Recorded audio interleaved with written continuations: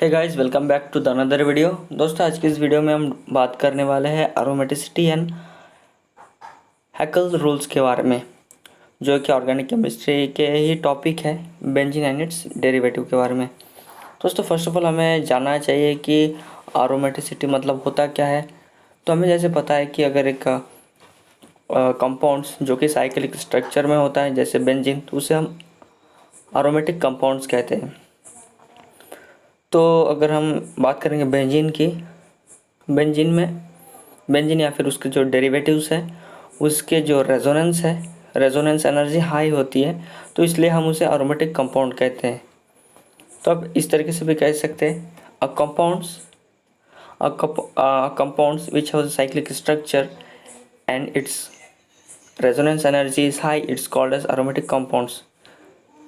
And जो benzene है या फिर उसके डेरिवेटिव है, उसमें एक उसके जो लार्ज रेजोनेंस एनर्जी रहती है, उसके साथ साथ उसके जो एक्स्ट्रा स्टेबिलिटी होती है, तो उससे एक स्पेशल प्रॉपर्टी होती है इस बेंजीन की। तो इसके ज़रिए उसे हम एरोमेटिक कैरेक्टर या फिर एरोमेटिसिटी कहते हैं।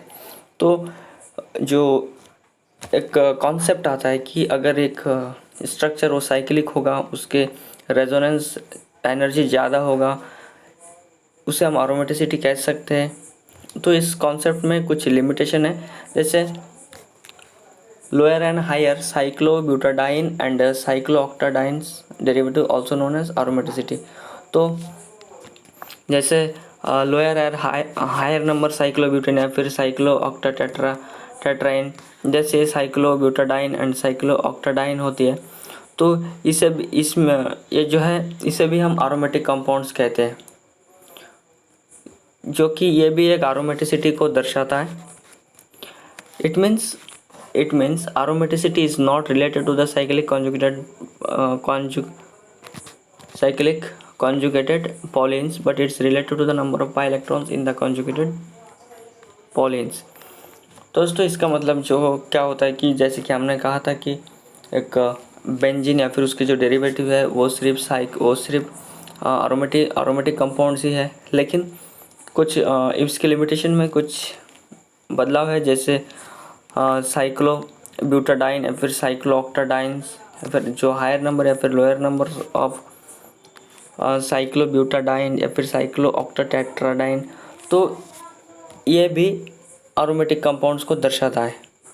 तो इससे क्या पता चलता है कि अगर कोई भी कंपाउंड्स अगर सिर्फ साइक्लिक होगा, साइक्लिक कॉन्जुगेटेड पॉलिन्स मतलब पॉली मतलब ज़्यादा, इंस मतलब डबल बॉन्ड, तो पॉलिन्स यानी ज़्यादा डबल बॉन्डेड होता है कोई भी एक साइक्लिक कंपाउंड्स में, सिर्फ उसके साइक्लिक स्ट्रक्चर के पर ही उसे एरोमेटिसिटी नहीं कहा जा सकता, लेकिन उसके अंदर जो पाई इलेक्ट्रॉन्स हैं कॉन्जुगेटेड पॉलीन्स में, यानी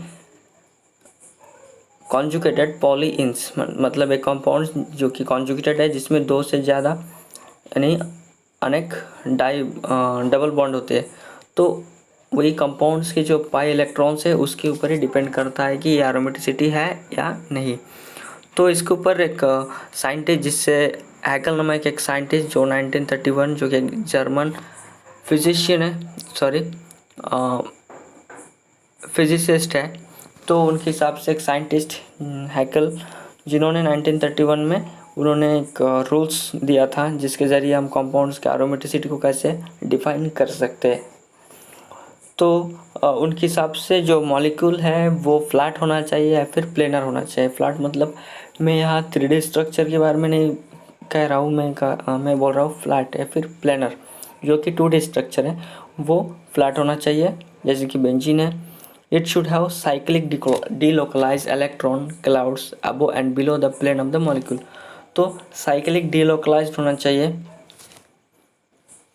मतलब उसकी जो प्लेनर उस कंपाउंड्स के ऊपर या नीचे, इन दोनों के जो एटॉमिक जो कार्बन्स होते हैं, मॉलिक्यूल्स, उसके इलेक्ट्रॉन्स, उसकी जो न्यूक्लियस है वो सराउंडेड होना चाहिए, इलेक्ट्रॉन्स डीलोकलाइज्ड होना चाहिए, मतलब एक जो प्लेन कंपाउंड्स हैं जैसे कि नेप्थोलिन, एंथ्रासिनिन, बेंजीन, तो वो एक प्लेनर कंपाउंड्स है, तो उसके ऊपर या नीचे हर जगह जो मॉलिक्यूल्स के जो एटॉम्स हैं उसके न्यूक्लियस जो होती है, तो उसके चारों साइड में इलेक्ट्रॉन्स क्लाउडी होना चाहिए, यानी सराउंडेड होना चाहिए।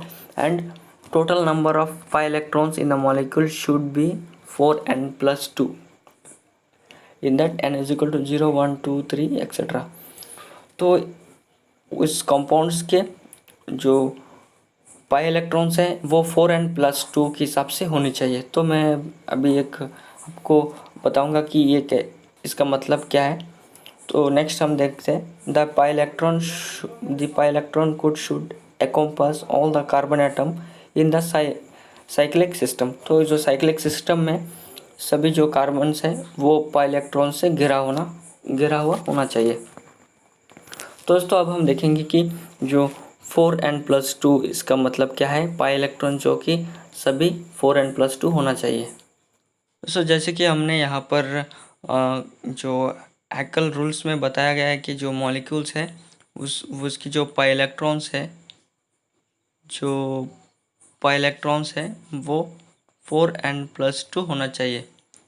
तो 4n मतलब 0 1 2 3 एंड एक्सेट्रा। तो इसका मतलब क्या है, तो एक मॉलिक्यूल जैसे मैं यहाँ पर बेंजीन लिया हूँ, तो बेंजीन में कितने, बेंजीन में 3 डबल बॉन्ड है। 3 डबल बॉन्ड मतलब एक बॉन्ड में 2, तो 3 मतलब यहाँ पर 6 पाई इलेक्ट्रॉन्स होना चाहिए। तो 6 पाई इलेक्ट्रॉन्स होता है कि नहीं हम देखेंगे। तो 4n+2 मतलब यहाँ पर कितना साइक्लिक स्ट्रक्चर है, एक। तो 4 1 सॉरी यहाँ 1 है, 4 1+2 is equal to 4 + 2 is equal to 6। तो हम नेक्स्ट एक एग्जांपल देखेंगे, वो है नेप्थलीन। तो नेप्थलीन जैसे उसमें 2 साइक्लिक स्ट्रक्चर होती है, 2 बेंजीन स्ट्रक्चर होते हैं नेप्थलीन में। तो नेप्थलीन में यहाँ पर एक डबल बॉन्ड, यहाँ पर एक डबल बॉन्ड, और बेंजीन के हिसाब से यहाँ पर डबल बॉन्ड। तो इसमें 2 n मतलब 2, यानी इसमें 2 बेंजीन है, 2 साइक्लिक स्ट्रक्चर है, n is equal to 2। In here 4n+2। तो इसी के हिसाब से होना चाहिए। अब हम इसके जो पाई इलेक्ट्रॉन्स है वो चेक करेंगे। तो 4n मतलब यहाँ पर 2 है, +2, 4 2 8 +2 इक्वल टू 10 पाई इलेक्ट्रॉन्स।